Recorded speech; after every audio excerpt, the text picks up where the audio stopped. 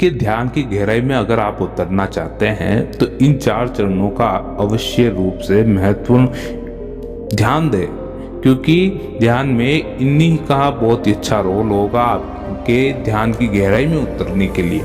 जैसे जैसे आप डीप मेडिटेशन करते रहेंगे, यानी गहराई में उतरने लगेंगे ध्यान की, तो आपके जीवन में ये 4 चरण बहुत अच्छा सुधार करने वाले हैं। अब इन पर ज़्यादा समय ना बिताते हुए आपको आगे बताते हैं कि 4 चरण है क्या और इनका आपके जीवन में क्या रोल होने वाला है। बहुत ही अच्छे तरह से जाने इस वीडियो के माध्यम से। अब देखिए, सर्वप्रथम आज जो चरण आता है, अर्थात एक तरह का नियम है, जब भी आप ध्यान करते हैं आपने देखा होगा कि आप में से काफ़ी सारे लोग ऐसे हैं कि मेडिटेशन जैसे आपको सुबह प्रातःकाल करना है ब्रह्म मुहूर्त में, तो आप क्या करते हैं कि हाँ, ब्रह्म मुहूर्त हुआ, आपने जैसे हाथ मुंह धोए, स्नान इत्यादि किया, जो भी आपने करना था वो कर लिया, फिर बाद में आप जो भी स्थान देखा वहाँ स्थान पे जाके बैठ गए आप और ध्यान करने लगे। ये सबसे गलत है, ऐसा बिल्कुल नहीं होना चाहिए, बिल्कुल भी नहीं होना चाहिए ऐसा। मैंने पहले ही कहा है कि स्थान का चयन सर्वप्रथम होना चाहिए ध्यान में। देखिए, एक चीज मैं आपको सटीक रूप से बताता हूँ, महात्मा बुद्ध ने भी ध्यान में स्थान का चयन किया था। पीपल के वृक्ष के नीचे उन्होंने बैठ के 11 वर्षों तक तपस्या की थी। यमुना नदी के किनारे पीपल वृक्ष, जिसको बोधि वृक्ष कहा गया है, उस वृक्ष के नीचे बैठकर उन्होंने 11 वर्षों तक तपस्या की थी। एक तरह से साधना, ध्यान, मेडिटेशन किया था। इसलिए स्थान का महत्व बहुत अच्छा है।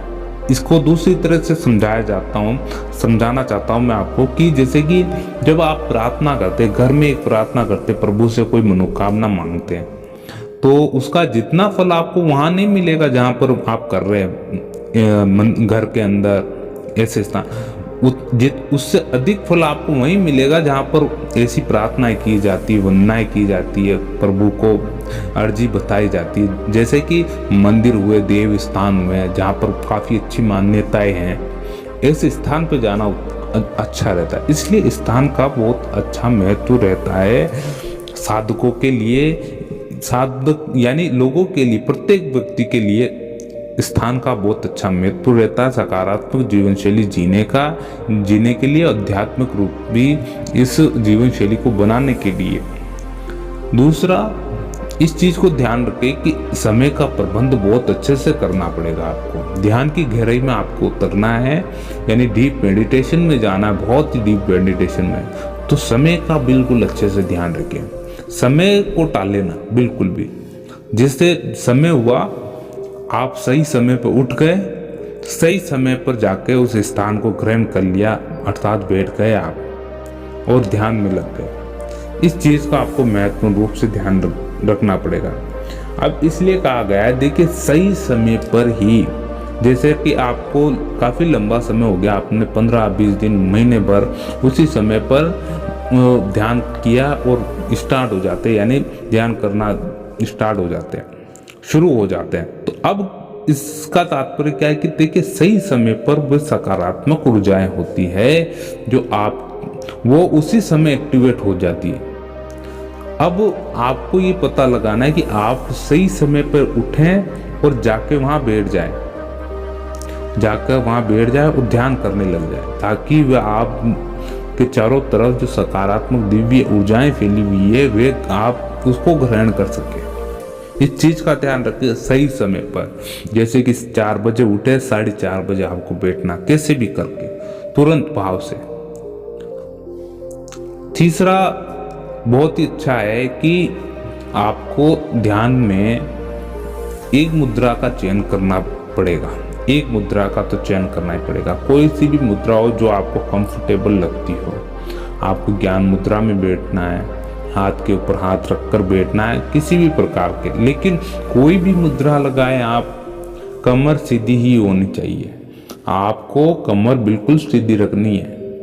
कमर को आप ऐसे नहीं मोड़ के बिल्कुल नहीं रखें, झुका के नहीं रखें। कमर को थोड़ी देर तो सीधा रखना ही पड़ेगा। बोले आप ध्यान 15-20 मिनट करते हो, आधे घंटे करते हो, घंटा भर करते हो, मगर कमर सीधी रखनी पड़ेगी आपको, क्योंकि मुद्रा में जो भी ध्यान में जो भी आप मुद्रा का चयन करते हैं तो क्या होता है कि विशेष रूप से वे मुद्रा बहुत अत्यधिक प्रचलित हो जाती है। आगे आने वाले समय में किस प्रकार से प्रचलित होती है मैं आपको उदाहरण से समझा देता हूँ। देखिए, महात्मा बुद्ध ने भी एक मुद्रा लगाई थी ध्यान में। अब वे सहज रूप से बैठे थे, जिस अवस्था में बिल्कुल आसान होता है ध्यान करना, उसी मुद्रा में बैठे थे वे। अब वो 11 वर्षों तक उन्होंने तपस्या की, साधना की। अब उसका फल ये रहा कि वे मुद्रा आज भी प्रचलित है। उसी मुद्रा में आपको महात्मा बुद्ध की छवि देखने को मिलेगी। और ऐसे भी काफी संत है, बड़े बड़े संत सन्यासी, उन्होंने ज्ञान मुद्रा लगा रखी है, वे आज तक प्रचलित है। ये तो काफी प्राचीन मुद्राएं होती जो काफी संतों ने काफी लंबे समय से की है और कुछ ध्यान के माध्यम से बहुत ही अच्छा अचीवमेंट किया अपने जीवन में।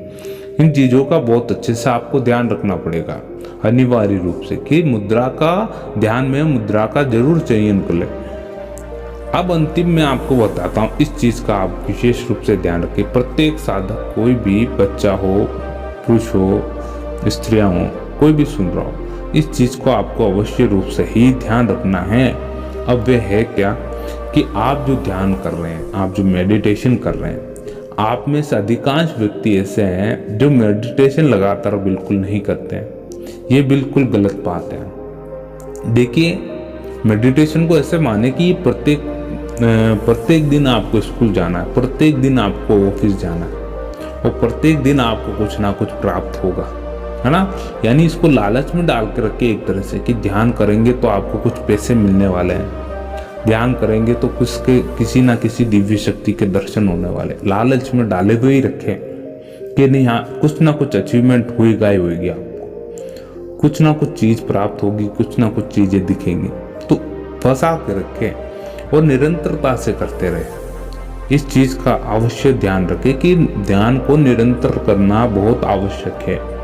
निरंतर करना इसलिए आवश्यक है कि ध्यान की प्रक्रिया आप में दिन ब दिन कुछ ना कुछ सुधार करती रहेगी और ये सुधार ऐसा होगा कि आपके जीवन को बदल के रख देगा।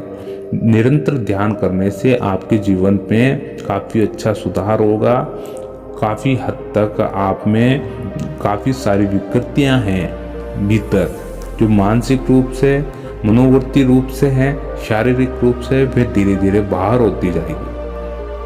इसे फायदा यही मिलेगा कि आप पूर्ण रूप से एक समय पश्चात बहुत ही अच्छे संकल्पधारी साधक बन जाएंगे। यानी जो भी संकल्प आप लेंगे किसी भी चीज का होगा, वह अध्यात्म जीवन से जुड़ी हुई हो, चाहे आपके निजी जीवन से जुड़ी हुई हो, चाहे आपके आर्थिक रूप से धन अर्जित करने से जुड़ी हुई हो, तो संकल्प ऐसा मजबूत रहेगा कि जैसे कि आपने संकल्प धारण कर लिया ये चीज पानी है, तो आप उस चीज को पाने के लिए बहुत ही अच्छी मेहनत करेंगे, बहुत ही अच्छा प्रयास करेंगे।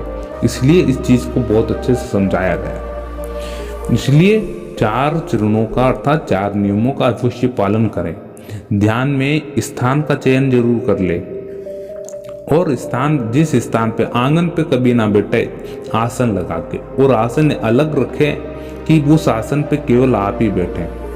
वह आसन केवल आपके ध्यान हेतु ही है और किसी भी कार्य हेतु ना रखें। ऐसा ना कि वो उस आसन पे कोई और बैठ रहा है और कोई कार्य चल रहा है, वो कुछ सिर्फ और सिर्फ आपके ध्यान के लिए।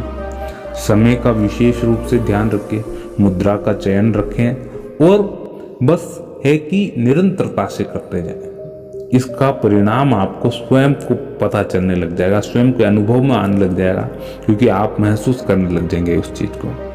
देखिए, ये आपको ये वीडियो कैसा लगा जरूर हमें कमेंट करके बताएं। अगर वीडियो अच्छा लगा हो तो लाइक करें हमारे इस वीडियो को और सब्सक्राइब करें हमारे चैनल आत्मा का सफर को। मिलते हैं अगले वीडियो में, जब तक के लिए जय श्री राम, ओम नमो भगवते वासुदेवाय।